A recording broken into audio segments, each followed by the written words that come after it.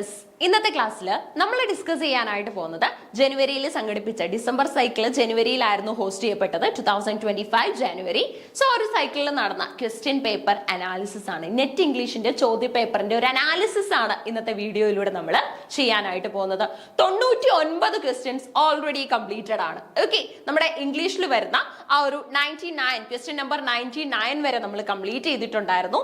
So 100ാമത്തെ ചോദ്യമാണ് ഇന്ന് തുടങ്ങേണ്ടത്. ഓക്കെ, കഴിഞ്ഞ സീരീസ് ഓഫ് വീഡിയോ കണ്ടവർക്കും മനസ്സിലായിട്ടുണ്ടാവും ഇയർ ഓഫ് പബ്ലിക്കേഷനും മാച്ചപ്പും ഒക്കെ തന്നെയായിരുന്നു ഏറ്റവും കൂടുതൽ ക്വസ്റ്റ്യൻ പേപ്പറിൽ നമ്മൾ കണ്ടുവന്ന ചോദ്യങ്ങൾ.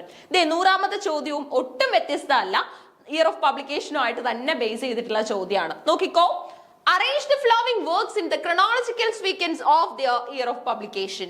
Year of publication ന്റെ ബേസിൽ നമ്മൾ ഈ വർക്കുകളെ അറേഞ്ച് ചെയ്യാനായിട്ട് പോവാണ്. നോക്കാം, ഏറ്റവും ഫേമസ് ആയിട്ടുള്ള ഒരു കൂട്ടം വർക്കുകളാണ് നമുക്ക് ഓപ്ഷനിലുള്ളത്. മാത്യു അർണോൾഡിന്റെ കൾച്ചർ ആൻഡ് അനാർക്കി. മാത്യൂസ് വേണ്ട, മാത്യു മതി. ഓക്കെ, മാത്യു അർണോൾഡ് എന്നാണ് അദ്ദേഹത്തിന്റെ real name. You can also say Thomas Brown. Thomas Brown's The Anatomy of Melancholy. P.B. Shelley's Defense of Poetry. Thomas Hobbes' Leviathan. Walter Pater's Study in the History of the Renaissance. Okay, ഏറ്റവും പ്രധാനപ്പെട്ട 5 വർക്കുകൾ ഉണ്ട്. അതായത് culture and anarchy ഉണ്ട്, anatomy of melancholy ഉണ്ട്, defence of poetry, Leviathan and also studies in the history of the Renaissance. Okay, ഇത്രയും പുസ്തകങ്ങൾ നമുക്ക് കാണാൻ സാധിക്കും. അപ്പോൾ നമ്മുടെ ക്വസ്റ്റ്യൻ നോക്കിക്കോ, അല്ലെങ്കിൽ ഇതിന്റെ ഓപ്ഷൻസ് നോക്കിക്കോ. Choose the correct answer from the options given below. ഈ ഓപ്ഷൻസ് ഒന്ന് എഴുതി വെക്കുന്നത് നല്ലതാണ്. അങ്ങനെയാണെങ്കിൽ ഒരു പരീക്ഷ എഴുതുന്ന രീതിയിൽ തന്നെ ആലോചിച്ച് നിങ്ങൾക്ക് ഇതിനുള്ള ഉത്തരം കണ്ടെത്താനായിട്ട് സാധിക്കും. വീഡിയോ കാണുന്നവരെ വീഡിയോ ഒന്ന് പോസ് ചെയ്യുക, അതിനുള്ള ഉത്തരം കണ്ടുപിടിക്കുക, വീണ്ടും കണ്ടിന്യൂ ചെയ്ത് ഉത്തരം ഏതാണ്, നിങ്ങളുടെ ഉത്തരം ശരിയാണോ, അതൊക്കെ നമുക്ക് ഇവിടെ ചെക്ക് ചെയ്യാനായിട്ട് സാധിക്കും. അത്തരത്തിൽ നിങ്ങളൊന്ന് ശ്രമിക്കുക. ABCDE, DCBAE, BCEAD, and also you can see BDCAE. Okay, BDCAE. ഇത്രയും നമുക്ക് ഇവിടെ കാണാനായിട്ട് സാധിക്കും. ശരി ഉത്തരം വരുന്നത് BDCAE ആണ്. BDCAE എന്ന് പറയുമ്പോൾ ഏത് ഓപ്ഷനാ? പെട്ടെന്ന് പറഞ്ഞു, BDCAE ഏതാണ്? നോക്കിക്കോ, ഒട്ടും ചിന്തിക്കാനില്ല, 4ാമത്തെ ഓപ്ഷൻ ആണല്ലേ. അപ്പൊ ഈ 4ാമത്തെ ഓപ്ഷൻ BDCAE. ഈ രീതിയിൽ നമുക്ക് ഇതിനെ ഒന്ന് അറേഞ്ച് ചെയ്യാമേ. എങ്ങനെ അറേഞ്ച് ചെയ്യേണ്ടത്? ബി ആദ്യം വരണം,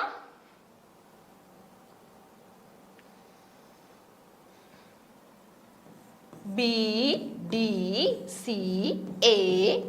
ഇങ്ങനെയല്ലേ വരേണ്ടത്? BDCAE അല്ലേ? നോക്കാം.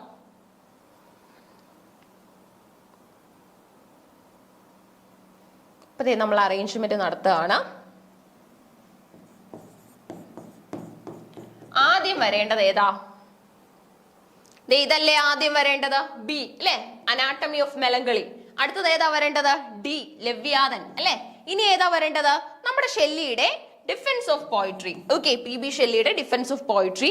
അടുത്തതായിട്ട് നമുക്ക് ഏതാ വരേണ്ടത്? എ ആണ് വരേണ്ടത് അല്ലെ. എ എന്ന് പറയുമ്പോൾ ഏതാണ്? Culture and anarchy. Culture and അനാർക്കിയെ നമുക്ക് അടുത്തതായിട്ട് 4 ആയിട്ട് കൊടുക്കാം. 5 ആയിട്ട് നമുക്ക് വരുന്നത് ഏതാണ്? വോൾട്ടർ പേറ്റോന്റെ വർക്ക് ആണ് അല്ലെ. വോൾട്ടർ പേറ്റോന്റെ വർക്കിന്റെ പേരെന്താ? Studies in the history of Renaissance. ഇത്തരത്തിൽ അറേഞ്ച് ചെയ്ത് കഴിഞ്ഞാൽ ശരി ഉത്തരം നിങ്ങൾക്ക് ലഭിക്കും. ഓക്കെ, BDCAE എന്ന് തന്നെ ശരി ഉത്തരം നമുക്ക് ലഭിക്കും. സോ ഇതിന്റെ ഒരു ഫർദർ അനാലിസിസ് ആണ് നമ്മൾ ചെയ്യാനായിട്ട് പോകുന്നത്. നോക്കിക്കോ, അപ്പൊ നമുക്ക് ഉത്തരം കണ്ടുപിടിക്കുക എന്നുള്ളത് മാത്രമല്ലല്ലോ ടാസ്ക്. ഉത്തരം മാത്രം കണ്ടുപിടിച്ച് പോയാൽ മതിയെങ്കിൽ നമുക്ക് എന്ത് ചെയ്യാൻ പറ്റും? ഒറ്റയടിക്ക് എല്ലാത്തിനും ഉത്തരം കണ്ടുപിടിച്ച് വെക്കാൻ പറ്റും. പക്ഷെ അടുത്ത പരീക്ഷയ്ക്ക് പഠിക്കാൻ ഈ ചോദ്യം മാത്രം പോരാ, ഇതിന്റെ ഓപ്ഷൻസ് അറിയണം. ഈ ചോദ്യം ഇനി ഏതെങ്കിലുമൊക്കെ രീതികളിൽ ആവർത്തിക്കാൻ സാധ്യതയുണ്ടോ എന്ന് നമ്മൾ തിരിച്ചറിഞ്ഞു പോകണം. ഓക്കെ, അങ്ങനെയൊക്കെ പഠിക്കുന്നവരാണ് ഉറപ്പായിട്ടും ഈ നെറ്റിന്റെയും JRFന്റെയും ഒക്കെ തന്നെ ലിസ്റ്റിൽ ഉൾപ്പെടുന്നത്. ഓക്കെ, ആ ഒരു സൂപ്പർ വൺസിന്റെ ലിസ്റ്റിൽ ഉൾപ്പെടുന്നത് അങ്ങനെയുള്ള കുട്ടികളാണ്. സോ ചോദ്യപേപ്പറും ഉത്തരവും മാത്രം കാണാതെ പഠിച്ചു പോകുന്ന രീതി എന്നേ ഔട്ട്ഡേറ്റഡ് ആയിട്ടുണ്ട്. അതുകൊണ്ട് ഓപ്ഷൻസ് പഠിക്കണം. ഇനി ഈ ചോദ്യം ഏതൊക്കെ രീതിയിൽ മാറി ചോദിക്കാൻ സാധ്യതയുണ്ടെന്ന് തിരിച്ചറിഞ്ഞ് അതുകൂടെ നമ്മൾ അറിയണം. നോക്കിക്കോ, Culture and Anarchy, an essay in political and social criticism, is a series of periodical essays by Matthew Arnold, first published in Cornhill magazine in 1867 to 68 and collected as a book in 1869. The preface was added in 1869. Okay, അപ്പോൾ culture and anarchy എന്ന് പറയുന്നത്, culture and anarchy and essay in political and social criticism is a series of periodical essay by Matthew Arnold. Matthew Arnold തയ്യാറാക്കിയ series of periodical essays ആണിത്. First published in Cornhill magazine. ആദ്യമായിട്ട് ഇത് എവിടെയാ publish ചെയ്യുന്നത്? കോൺഹിൽ മാഗസിനിലാണ്. 1867-68 time പീരീഡിലാണ് ഇത് publish ചെയ്യുന്നത്. And collected as A book in 1869. Okay, അപ്പൊ ഇതൊരു പുസ്തകമായിട്ട്, ഒരു ഫുൾ പുസ്തകം എന്ന ഫോമിൽ നമുക്ക് അവൈലബിൾ ആയി തുടങ്ങുന്നത് 1869 ആണ്. അപ്പൊ ഇയർ ഓഫ് പബ്ലിക്കേഷൻ ആയിരുന്നല്ലോ ചോദ്യം. 1869 ആണ് ശരി ഉത്തരം വരുന്നത്. കൾച്ചർ ആൻഡ് അനാർക്കി മാത്യു അർണോൾഡിന്റെ ആണ്. ആൻഡ് ഓൾസോ ഇയറും നമുക്ക് ലഭിച്ചു. അടുത്തതോ depression and loss. Okay, a theme in Robert Burton's anatomy of melancholy. Okay, നമ്മുടെ അനാറ്റമി ഓഫ് മെലങ്കളി എന്ന് പറയുന്ന ബർട്ടന്റെ പുസ്തകത്തിനകത്ത് വരുന്ന ഒരു ഐഡിയ ആണ് ഡിപ്രഷൻ ആൻഡ് ലോസ് എന്ന് പറയുന്നത് ലെവ്യാഥൻ. ഓക്കെ, സോ ലെവ്യാഥൻ വരുന്നുണ്ട് വീണ്ടും കേട്ടോ. ലെവ്യാഥൻ നമുക്ക് ഹോബ്സിന്റെ ആണ്. ഓക്കെ, അപ്പൊ ബർട്ടന്റെ ഈ ഒരു വർക്ക് എന്നാണ് പബ്ലിഷ് ചെയ്യുന്നതെന്ന് ചോദിച്ചു കഴിഞ്ഞാൽ 1621 നോക്കിക്കോ. 1621 അനാറ്റമി ഓഫ് മെലങ്കളി, അതിന്റെ ഫുൾ ടൈറ്റിൽ ആണ് നമുക്ക് ഇവിടെ ഉള്ളത്. അനാറ്റമി ഓഫ് മെലങ്കളിയുടെ full title depression and loss, a theme in Robert Burton's anatomy of melancholy, published in the year 1621. അടുത്ത നോക്കിക്കോ, ഡിഫൻസ് ഓഫ് പോയിട്രി, ഒരു അൺഫിനിഷ്ഡ് എസ്സേ ആണ്. പെർസി ബേഴ്സി ഷെല്ലിയുടെ അൺഫിനിഷ്ഡ് ആയിട്ടുള്ള എസ്സേ ആണ്. Written in February and March 1821 that the poet put aside and never completed. Okay, റൈറ്റർക്ക് തന്റെ time പീരീഡിൽ complete ചെയ്യാനായിട്ട് സാധിക്കാതെ പോയ ഒരു പുസ്തകമാണ്.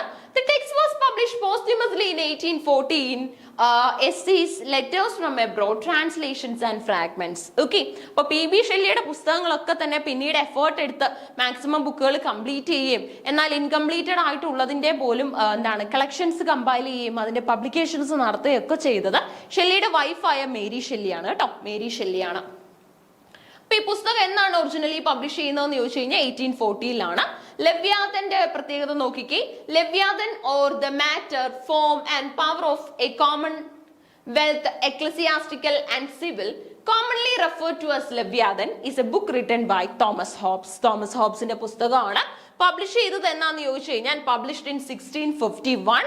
It's name derives from the biblical Leviathan. Okay, അപ്പൊ ബിബ്ലിക്കൽ ക്യാരക്ടർ ആയിട്ടുള്ള, ബിബ്ലിക്കൽ റെഫറൻസ് വരുന്ന ക്യാരക്ടർ ആയിട്ടുള്ള ലെവ്യാഥനിൽ നിന്നാണ് ലെവ്യാഥൻ എന്ന ടൈറ്റിൽ ഹോബ്സിന്റെ പുസ്തകത്തിന്, ഹോബ്സിന്റെ എസ്സേയ്ക്ക് ലെവ്യാഥൻ എന്ന ടൈറ്റിൽ അദ്ദേഹം കൊടുക്കുന്നത്. ഓക്കെ, സോ അതിന്റെ പബ്ലിക്കേഷൻ ഇയറും നമുക്ക് ലഭിച്ചു 1651. ഇനി അടുത്തതായിട്ട് നമുക്കുള്ളത് studies in the history of the Renaissance അല്ലെ, ബുക്ക് ബൈ വോൾട്ടർ പേറ്റർ. അതെന്നാണ് പബ്ലിഷ് ചെയ്യുന്നതെന്ന് ചോദിച്ചു കഴിഞ്ഞാൽ 1873. ഓക്കെ, 1873. അപ്പൊ എല്ലാ പുസ്തകങ്ങളും ആയിട്ടുണ്ട്, എല്ലാത്തിന്റെയും ഇയറും നമ്മൾ നോക്കിയിട്ടുണ്ട്. സോ ഇത് തന്നെയാണ് നിങ്ങളും പഠിച്ചു വെക്കേണ്ടത്. ഓക്കെ, ജസ്റ്റ് ഓപ്ഷൻ മാത്രം കറക്റ്റ് വണ്ണം എഴുതി വെക്കാതെ ഓരോ വർക്കും എഴുതിയിട്ട് അതിന്റെ റൈറ്റർ ആരാണ്, അതിന്റെ ബ്രാക്കറ്റ്സ് ക്രിയേറ്റ് ചെയ്തിട്ട് അതിന്റെ ഇയർ ഓഫ് പബ്ലിക്കേഷൻ കൂടെ നോട്ട് ചെയ്ത് വെക്കാൻ ഉറപ്പായിട്ടും നിങ്ങൾ ശ്രമിക്കണം. ഓക്കെ, അങ്ങനെ ശ്രമിച്ചു കഴിഞ്ഞാൽ നമുക്ക് ഈസി ആയിട്ട് ഇത് പഠിച്ചെടുക്കാൻ പറ്റും. 101ാമത്തെ ചോദ്യം ഏതാന്ന് പരിശോധിക്കാം, നോക്കാം. Choose the correct sequence of the following works of Pablo Neruda in the chronological order. നോക്കിക്കോ, choose the correct sequence of the following works of Pablo Neruda in the chronological order. Chronological orderൽ നമ്മൾ എന്ത് ചെയ്യാനായിട്ട് പോവാണ്? നമ്മുടെ Pablo നെറൂഡയുടെ വർക്കുകളെ arrange ചെയ്യാനായിട്ട് പോവാണ്. നെറൂഡ നല്ല നല്ല ഫിക്ഷൻസും നല്ല നല്ല പോംസും ഒക്കെ തന്നെ കോൺട്രിബ്യൂട്ട് ചെയ്തിട്ടുള്ള, അതായത് ബ്ലാക്ക് പീപ്പിൾ അനുഭവിക്കുന്ന സഫറിങ്സ് ഒക്കെ തന്നെ തിരിച്ചറിഞ്ഞ് അതിനെക്കുറിച്ച് എഴുതിയിട്ടൊക്കെയുള്ള ഒരു റൈറ്റർ ആണ്.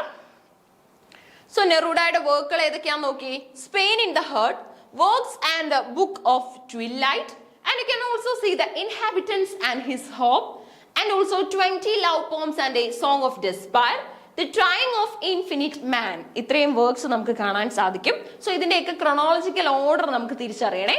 നോക്കിക്കോ, ഓപ്ഷൻസ് നോക്കിക്കോ. നമുക്കിവിടെ വന്നിട്ടുള്ളത് ECDBA, ABCDE, അതുപോലെ തന്നെ EDBCA, BDECA ആണ് കേട്ടോ. ഇത് ഡ്രോപ്പ് ചെയ്തിട്ടുള്ളതാണ്. ഡ്രോപ്പ് ചെയ്യാൻ റീസൺ ഉണ്ട്, കാരണം ഇതിന്റെ കൃത്യമായിട്ടുള്ള ഒരു ഓർഡർ പരിശോധിച്ച് കഴിഞ്ഞാൽ നമുക്ക് ആ ഒരു ക്രോണോളജി കിട്ടില്ല. സോ അതിന്റെ പേരിലാണ് ഇത് ഡ്രോപ്പ് ചെയ്തിട്ടുള്ളത്. പിന്നെ അതുപോലെ തന്നെ ഒരു റീസൺ എന്ന് പറഞ്ഞാൽ ട്രൈയിങ് ഓഫ് ഇൻഫിനിറ്റ് മാനും അതുപോലെ തന്നെ നമ്മുടെ അടുത്ത വർക്ക് ഉണ്ടല്ലോ ഇൻഹെബിറ്റന്റ് ആൻഡ് ഹിസ് ഹോപ്പ് എന്ന് പറയുന്നത്, ഇതിന്റെ രണ്ടിന്റെയും ഇയർ വരുന്നത് ഒരേ വർഷമാണ്, അതായത് 1926 ഇയർ വരുന്നത്. സോ അതിന്റെ പേരിലാണ് ഈ ഒരു ക്വസ്റ്റ്യൻ നമ്മൾ എന്ത് ചെയ്തത്, ഡ്രോപ്പ് ചെയ്തത്. ഓക്കെ, അപ്പൊ നോക്കിക്കോ, ദാറ്റ് മീൻസ് ഏതാണ് നമ്മുടെ സിയും ഇയും. ഓക്കെ, സിയും ഇയും വരുന്നത് ഏത് വർഷം തന്നെയാണ്? ഓപ്ഷൻസിൽ തന്നിട്ടുള്ള സി ഓപ്ഷനും അതുപോലെ തന്നെ നമ്മുടെ ഇ ഓപ്ഷനും വരുന്നത് സെയിം ഇയർ തന്നെയാണ്, 1926 ആണ്. ഒരേ വർഷം തന്നെ തന്നു കഴിഞ്ഞിട്ട് നമ്മളോട് ഇങ്ങനെ അറേഞ്ച് ചെയ്യാൻ പറഞ്ഞു കഴിഞ്ഞാൽ നമുക്ക് പറ്റില്ല. നോക്കിക്കോ, ഇവിടെ വന്നു കഴിഞ്ഞാൽ ഇ ആദ്യം പബ്ലിഷ് ചെയ്തിട്ട് പിന്നെ സി പബ്ലിഷ് ചെയ്തു എന്നുള്ള ഓർഡറിലായിപ്പോ ഇവിടെ വന്നു കഴിഞ്ഞാൽ ഇ ആദ്യം പിന്നെ സി എന്നുള്ള ഓർഡർ ആവും. ഓക്കെ, അങ്ങനെ പറ്റില്ല. നമുക്ക് ഇയുടെ സമയത്ത് തന്നെയാണ് സിയും പബ്ലിഷ് ചെയ്തിട്ടുള്ളത്. സോ ഓട്ടോമാറ്റിക്കലി അല്ലെങ്കിൽ ചിന്തിച്ചു കഴിഞ്ഞാൽ നമുക്ക് മനസ്സിലാക്കാൻ പറ്റും ക്രൊണോളജിക്കൽ ഓർഡറിന്റെ കേസ് വരുന്ന ക്വസ്റ്റ്യൻസിൽ കൂടുതലായിട്ട് നമ്മൾ സെയിം ഇയർ തന്നെ വരുന്ന വർക്ക് കൂട്ടാറില്ല. കൂട്ടിക്കഴിഞ്ഞാൽ ആ ക്വസ്റ്റ്യൻ ഡ്രോപ്ഡ് ആണ്, ക്യാൻസൽഡ് ആയിട്ടുള്ള ക്വസ്റ്റ്യൻ ആയിട്ട് മാറും. സോ എപ്പോഴും നമ്മൾ വ്യത്യസ്തമായിട്ടുള്ള വർഷം, ഒരു വർഷമെങ്കിലും ഗ്യാപ്പ് വരുന്ന രീതിയിൽ, ഇപ്പം നമ്മൾ അറേഞ്ച് ചെയ്യുവാണെങ്കിൽ 1921 ശേഷമായിരിക്കുമല്ലോ 22 അറേഞ്ച് ചെയ്യുന്നത്. സോ അങ്ങനെയുള്ള ഒരു 1 ഇയർ ഗ്യാപ്പ് എങ്കിലും കൊടുത്തു കഴിഞ്ഞാൽ മാത്രമേ നമുക്ക് ആ ക്വസ്റ്റ്യനെ വാലിഡ് ക്വസ്റ്റ്യൻ ആയിട്ട് കൺസിഡർ ചെയ്യാനായിട്ട് സാധിക്കത്തുള്ളൂ. ഓക്കെ, അപ്പൊ ഈ ചോദ്യം ഡ്രോപ്ഡ് ആയിരുന്നു. അപ്പൊ ഈ ഒരു കൃത്യമായിട്ട് ഇത് പഠിച്ചിട്ട് പോയവർക്ക് മനസ്സിലായിട്ടുണ്ടാവും എന്തുകൊണ്ടാണ് ഇത് ഡ്രോപ്പ് ആയത്, അല്ലെങ്കിൽ ഒരു കൺഫ്യൂഷൻ വന്നു കാണും നിങ്ങൾക്ക് അപ്പൊ തന്നെ. സ്പെയിൻ ഇൻ ദ ഹേർട്ട് എന്തായാലും നമുക്ക് ഡ്രോപ്ഡ് ക്വസ്റ്റ്യൻ ആണെങ്കിലും അടുത്ത വട്ടം ഇതിനെ ഒരു ചോദ്യമായിട്ട് അപ്പിയർ ചെയ്താലോ, അതിനുവേണ്ടി നമുക്ക് എന്ത് ചെയ്യാം, ഈ വർക്ക് ഒക്കെ ആരുടെയാണ്, എന്താണ് ഇതിന്റെ തീം, ശരിക്കുള്ള ഇതിന്റെ ഇയർ ഓഫ് പബ്ലിക്കേഷൻ ഏതൊക്കെയാണ്, ഓക്കെ, ഏതൊക്കെ വർഷങ്ങളിലായിട്ടാണ് വരുന്നത് ഒന്ന് നോക്കാം. Spain in the Heart by Neruda is a book that comes back to the haunt us every time that the pentagons of the world start the motors of their death machines and proceed to invade, massacre and burn an innocent people, published in 1937. Okay, Spain in the Heart by Neruda is a book that comes back to haunt us every time that the pentagons of the world start the motors of their death machines and proceed to invade, massacre and burn innocent people. Okay, so ശരിക്കും പറഞ്ഞാൽ Innocent പീപ്പിൾസിന്റെ life loss അല്ലെങ്കിൽ അവർക്ക് ലൈഫിൽ ഒരു problem face ചെയ്യുന്നത് എപ്പോഴും ബുദ്ധിമുട്ടുള്ള കാര്യമാണ്. ഓക്കെ, നമ്മൾക്കൊരു വേദന നിറയ്ക്കുന്ന അല്ലെ നമുക്കൊക്കെ തന്നെ ബുദ്ധിമുട്ടുണ്ടാക്കുന്ന ഒരു കാര്യമാണ്. സോ അത്തരത്തിലുള്ള ഒരു പെർസ്പെക്റ്റീവ് ആണ് ഇവിടെ നമുക്ക് കാണാനായിട്ട് സാധിക്കുന്നത്. Okay, Spain in ഹേർട്ടില്.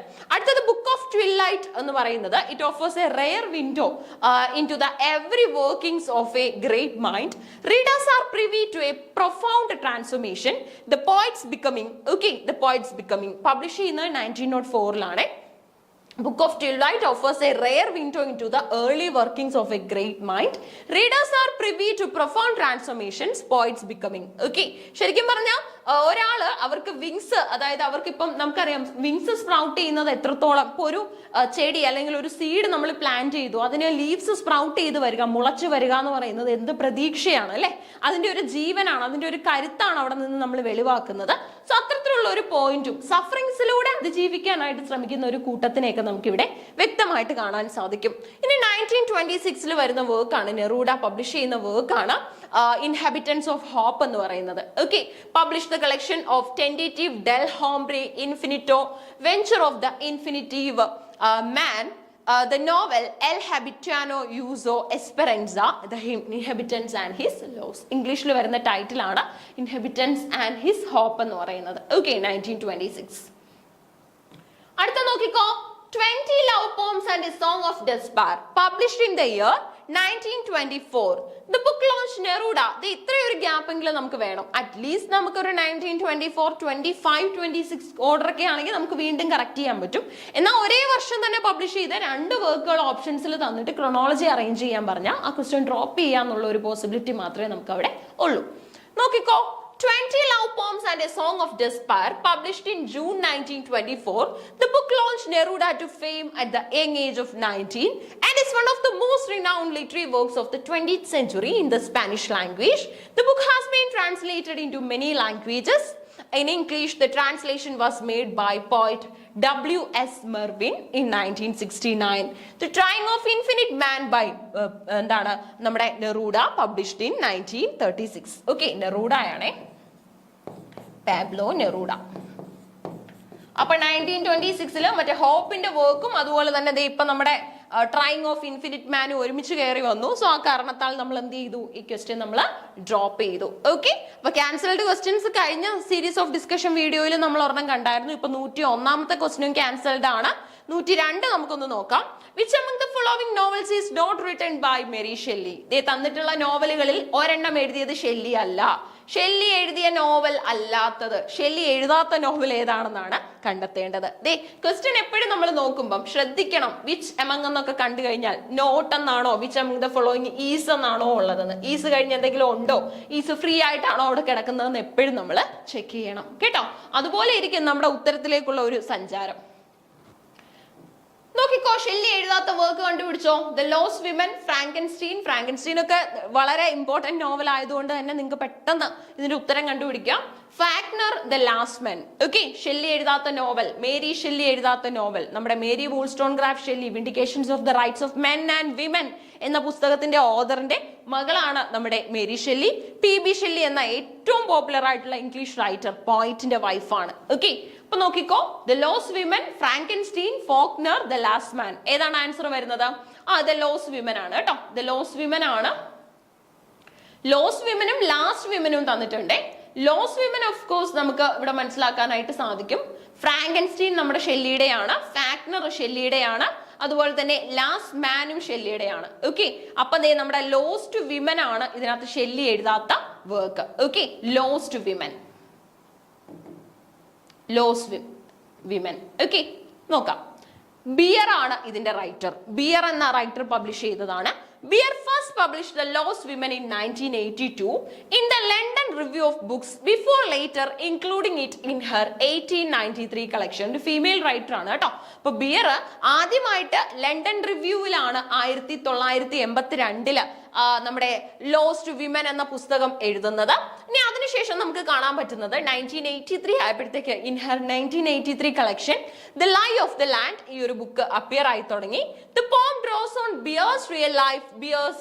Beer lost her mother to cancer when she was 14. അപ്പൊ നോക്കിക്കോ, നോവൽ എന്നല്ലേ ചോദ്യം. ലോസ്റ്റ് വിമൻ ഒരിക്കലും ഒരു നോവലേ അല്ല. ലോസ്റ്റ് വിമൻ എന്ന് പറയുന്നത് ഒരു കവിതയാണ്. ഇനി ഈ കവിത എഴുതിയത് ഷെല്ലി അല്ല, ഇത് എഴുതിയത് ബിയർ ആണ്. ഓക്കെ, ഫീമെയിൽ റൈറ്റർ ആയിട്ടുള്ള ബിയർ തന്റെ മദറിനെ നഷ്ടപ്പെടുന്ന ഒരു വിയോഗവും കാര്യങ്ങളും ഒക്കെ കേന്ദ്രീകരിച്ച് എഴുതുന്ന ഒരു സാഡ് പോമാണ് ദ ലോസ്റ്റ് വിമൻ എന്ന് പറയുന്നത്. ഓക്കെ, ബിയറിന്റെ വർക്ക് ആണ്. ആദ്യമായിട്ട് 1982 ലണ്ടൻ റിവ്യൂവിലാണ് ഇത് അപ്പിയർ ചെയ്തത്.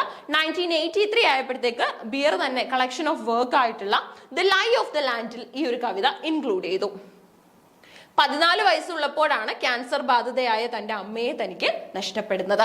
Frankenstein or the modern Prometheus. Frankenstein എന്ന ഫേമസ് നോവലിന്റെ ആൾട്ടർനേറ്റ് ടൈറ്റിൽ ആണ് മോഡേൺ പ്രൊമിത്തിയസ് എന്ന് പറയുന്നത്. വിക്ടർ ഫ്രാങ്കൻസ്റ്റീൻ എന്ന വളരെ പ്രധാനപ്പെട്ട ഒരു കഥാപാത്രത്തെയൊക്കെ നമുക്ക് ഇവിടെ കാണാൻ പറ്റും.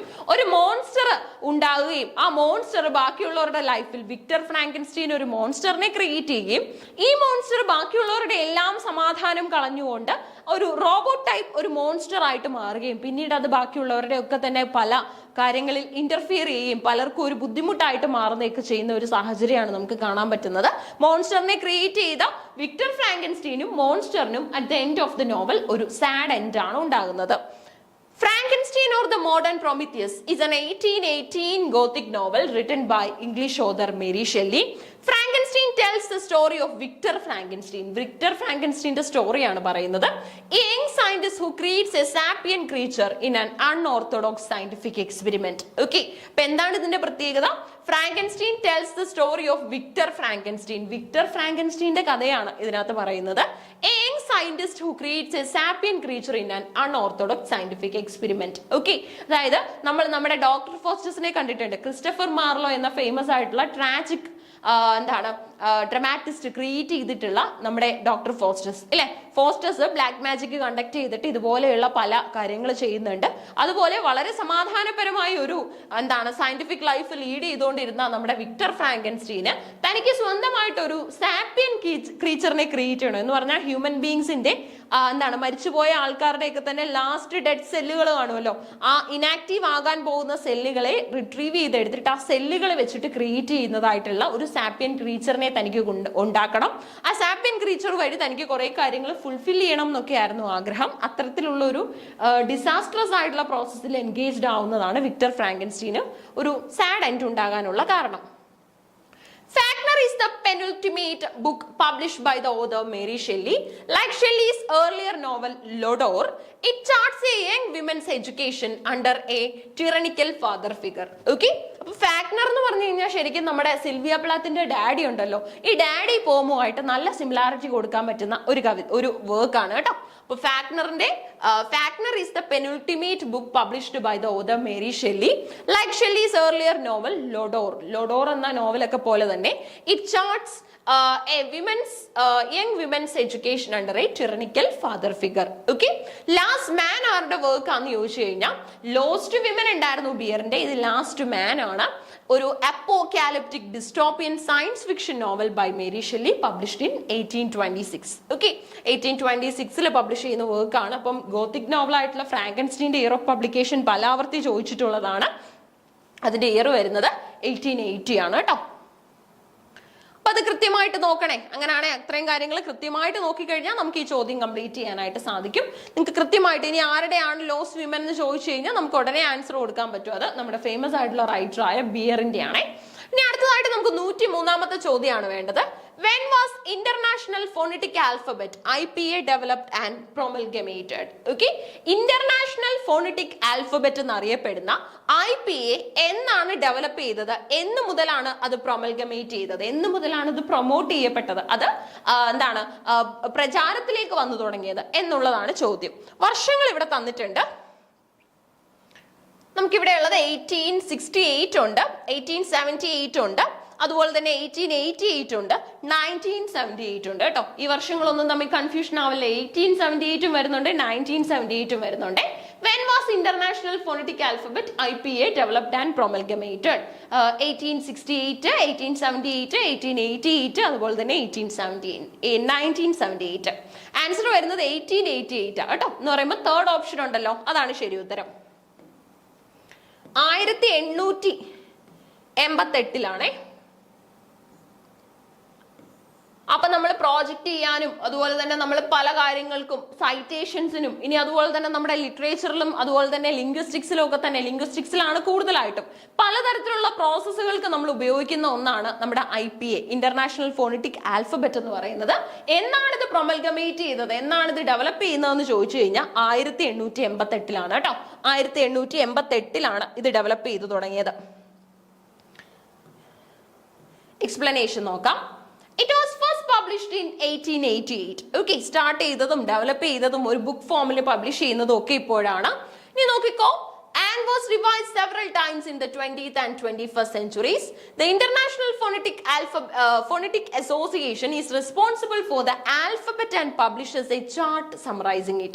The IPA primarily uses Roman characters. Okay, പലപ്പോഴും ഈ ലെറ്റേഴ്സ് ഒക്കെ യൂസ് ചെയ്യുന്ന സമയത്ത് നമുക്കറിയാം ലെറ്റേഴ്സിന് തന്നെ പല രീതികളുണ്ട് അല്ലേ. ഇപ്പൊ നമ്മൾ ഫോണറ്റിക്സും അതുപോലെ തന്നെ നമ്മുടെ ഫൊണോളജി, മോർഫോളജി ഒക്കെ കമ്പൈൻ ചെയ്തിട്ടാണ് ലിംഗ്വിസ്റ്റിക്സ് എന്ന മേഖല നമ്മൾ ഇത്രത്തോളം ശക്തമാക്കി വെച്ചിരിക്കുന്നത്.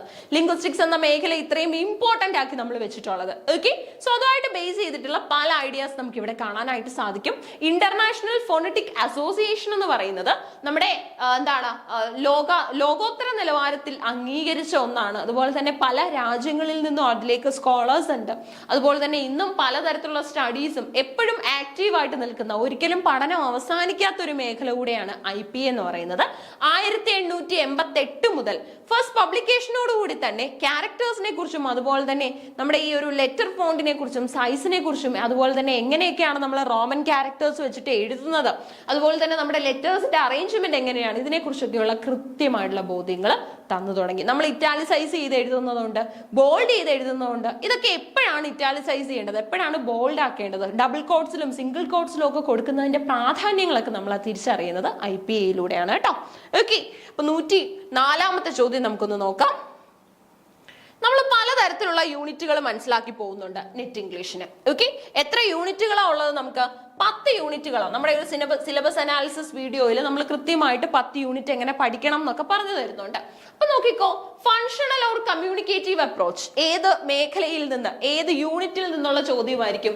അധികം ചിന്തിക്കാതെ തന്നെ ഉത്തരം പറയാൻ പറ്റും. യൂണിറ്റ് 5. ഓക്കെ, നമ്മുടെ ലാംഗ്വേജ് ആൻഡ് ബേസിക് കോൺസെപ്റ്റ്സ് എന്ന് പറയുന്ന സെഷനിൽ നിന്നുള്ള ഒരു ചോദ്യമാണിത്. Okay, so functional communicative approach in English language teaching is an opposition to the okay. അപ്പോൾ functional communicative approach English language ൽ നമ്മൾ യൂസ് ചെയ്യുന്ന ഒരു അപ്രോച്ച് ആണ്.